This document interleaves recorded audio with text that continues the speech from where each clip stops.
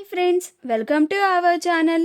Satyabhama serial next ఎపిసోడ్లో ఏం జరగబోతోందో ఈ వీడియోలో చూసి తెలుసుకుందాం. నీ పెళ్ళాన్ని దాని పుట్టింటికి పంపించేరా చిన్న అని అన్న భైరవి. అసలేం జరిగింది అని తెలుసుకోవడానికి ఈ వీడియోని స్కిప్ చేయకుండా ఎండ్ వరకు చూసేయండి. విశ్వనాథ్ సత్యతో మాట్లాడడానికి మహదేవయ్య వాళ్ళ ఇంటికి వస్తాడు. అలా విశ్వనాథ్ సత్యతో మాట్లాడుతూ ఉంటాడు.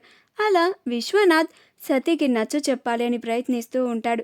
కానీ సత్య మాత్రం విశ్వనాథ్ మాటల్ని అస్సలు పట్టించుకోదు. కానీ విశ్వనాథ్ని దారి మళ్ళిస్తూ ఉంటుంది. తనని విశ్వనాథ్ కన్విన్స్ చేయాలని ప్రయత్నిస్తున్నాడు అని సత్యని, నాన్న, నేను ఎప్పుడూ కూడా ఎలాంటి తప్పుడు పనులు అస్సలు చేయను. నేను ఏదైనా చేస్తున్నాను అంటే దాని వెనకాల ఏదో ఒక బలమైన కారణం ఉండి ఉంటుంది. అది కూడా న్యాయం అయితేనే నేను అది చేస్తాను నాన్న అని అంటుంది. అప్పుడు విశ్వనాథ్, అది నువ్వు నాకు చెప్పాలా అమ్మా సత్య? నీ గురించి నాకు తెలియదా?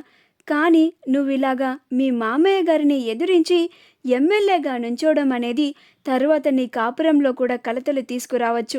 ఇప్పుడే అల్లుడు గారు నిన్ను అసహించుకోవడం నాకు కనిపిస్తూనే ఉంది. ఇది ఇంకా ముందు ముందు కొనసాగితే నీ కాపురం గురించి నాకు చాలా భయంగా ఉందమ్మా సత్య అని అంటాడు.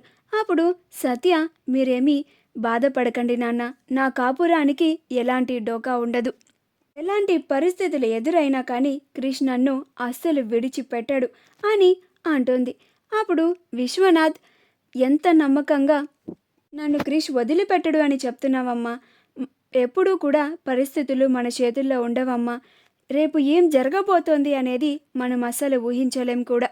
తండ్రిగా నా ఆవేదనని, నా బాధని నీతో చెప్తున్నాను. ఇలా ఒక్కదానివే ప్రయాణించాలని అని అనుకుంటున్నావు. ప్రతి ఒక్కరూ నీకు ఎదురు నిలబడతారు.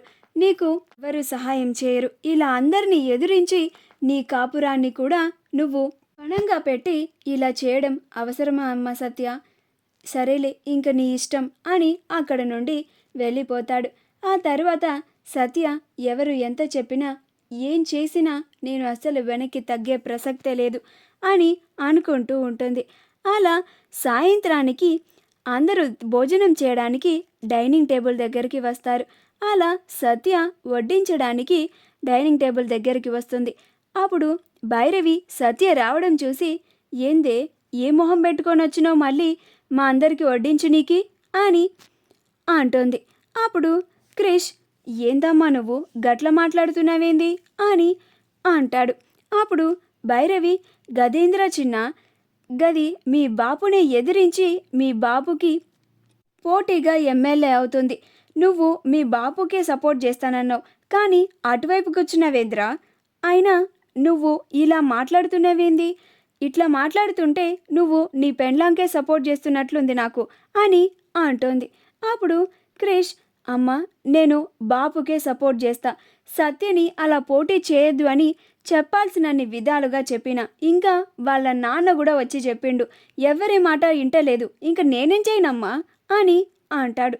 అప్పుడు భైరవి, గట్లయితే దాని పుట్టింటికి దోలేసేయి అని అంటుంది. అప్పుడు క్రిష్ ఆశ్చర్యంగా చూస్తూ ఉంటాడు. అప్పుడు సత్య కూడా చాలా ఆశ్చర్యపోతుంది. అప్పుడు మహదేవయ్య, ఏందే భైరవి, ఏం మాట్లాడుతున్నావు?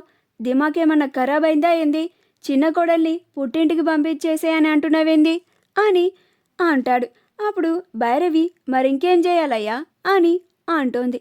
మా వీడియో కనుక మీకు నచ్చినట్లయితే లైక్ చేయండి, షేర్ చేయండి, మా ఛానల్ని సబ్స్క్రైబ్ చేసుకోండి. పక్కనే ఉన్న బెల్ ఐకాన్ని క్లిక్ చేయడం మాత్రం మర్చిపోకండి.